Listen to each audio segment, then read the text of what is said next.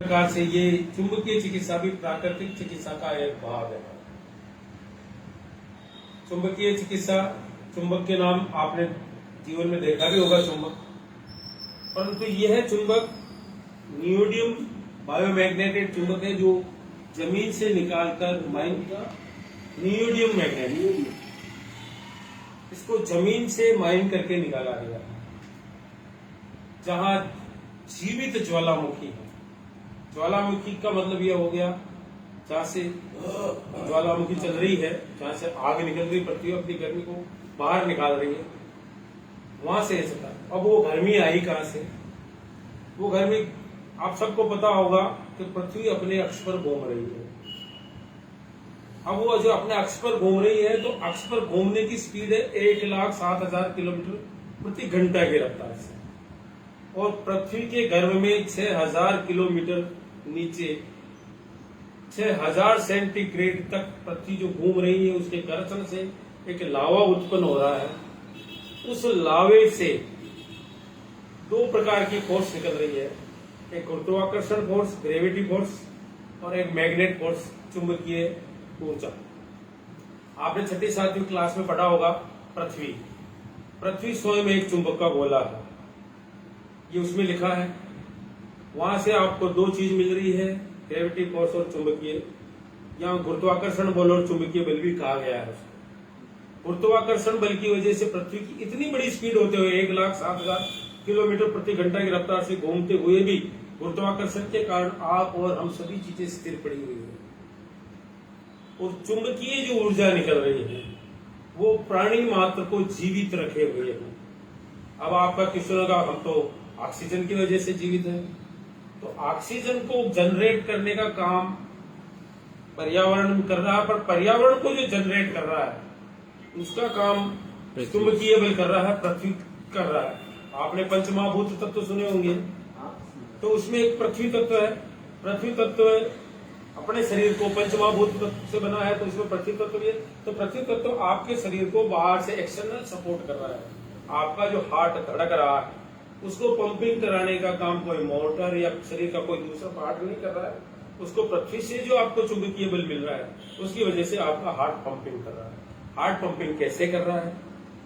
आपका अगला क्वेश्चन हो सकता है, तो आपके शरीर में, पूरे शरीर में ब्लड है जो 5.5 से 6 लीटर तक है। आप कहीं भी हॉस्पिटल में जाते हैं, लैब में आप जब कोई प्रॉब्लम होती है, डॉक्टर लिखता है कि इसके खून की जांच कराई जाए।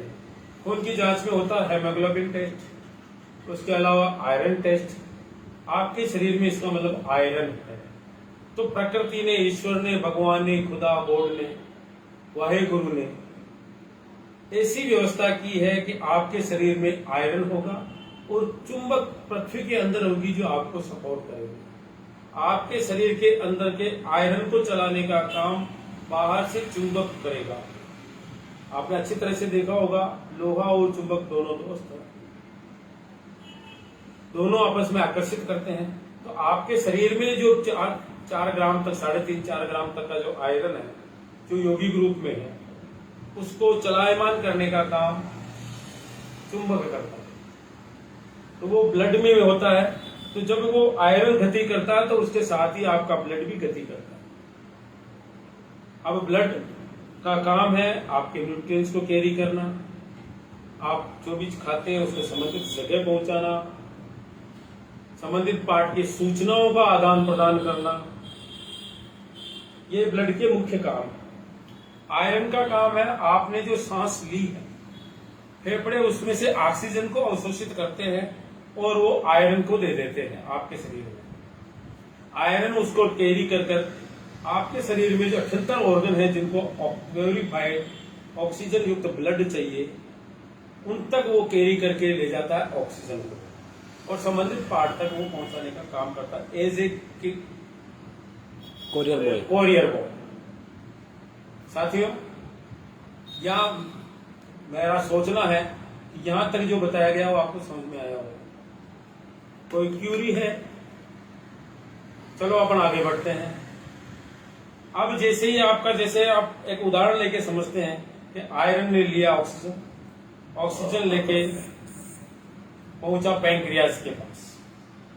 पैंक्रियाज को जो ऑक्सीजन चाहिए थी वो ले ली और उसने अपना काम किया। उसका काम है, पैंक्रियाज का काम है शरीर में इंसुलिन बनाना। इंसुलिन आपके शरीर की शर्करा की मात्रा को कवर करता है, बराबर रखता है। अब आपको होता क्या है, आज के समय में पिछले 25 सालों से डिजीज देखने को ज्यादा मिल रही है कि किसी को शुगर हो गया, किसी को बीपी हो गया, किसी को लकवा हो गया, किसी को ब्लॉकेज आने लगे हैं। तो ये पिछले 25 सालों से ज्यादा होने लगा है। इसका कारण है, पहले आप और हम सब अपने पूर्वज पृथ्वी के ज्यादा निकट थे, प्रकृति के ज्यादा संपर्क में थे। और आज के समय में आप और हम लोगों ने उस निकटता को थोड़ा दूर बना दिया। आज हम पृथ्वी के गर्भ में कच्चे मकानों में नहीं रहते और रहना संभव ही नहीं है। आज हम मल्टी स्टोरीज बिल्डिंगें बनाते हैं, कहते हैं बुर्ज खलीफा जैसी बहुत ऊंची बिल्डिंग। अपन आज तक ऐसी बिल्डिंगों में 10-10 मंजिला मकानों में रहने लगे हैं। तो पृथ्वी से जो हमें मैग्नेट मिलने चाहिए थी, वो मैग्नेट आपको और हमको बराबर मात्रा में मिल नहीं रही। पहला तो आपने प्रकृति से दूर, दूसरा आपने अपने जीवन में लोहे की वैल्यू ज्यादा कर ली है। लोहे को अपने निकट ज्यादा ले लिया है। मकान की दीवारों छतों में लोहा, खिड़कियां लोहा, टेबल कुर्सी फर्नीचर लोहा, यहाँ तक कि आपके आने जाने के गाड़ी घोड़े साधन भी लोहे के।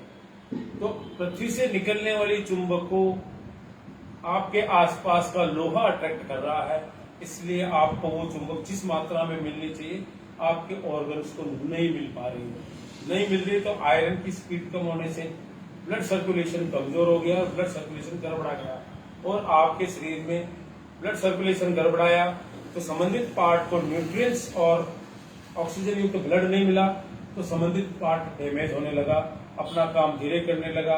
उसको रॉ मटेरियल नहीं मिला तो उसने प्रोडक्शन कम कर दिया है, और प्रोडक्शन कम कर दिया तो आप में कोई डिजीज घुसी, जिसमें मुख्य डिजीज है शुगर, बीपी, पार्किंसन, लकवा, joint pain, sciatica, migraine, vision loss, hair fall. तो इस प्रकार के डिजीज ज्यादा हुए हैं। तो यदि आप फिर से चुंबक के पास में आते हैं, जो चुंबक आप से दूरी बना चुका है या आपने जिससे दूरी बना ली है, यदि आप समय रहते उसके पास पैसे जाते हैं तो आप में जो डिजीज घुसी है वो दूर हो सकती है।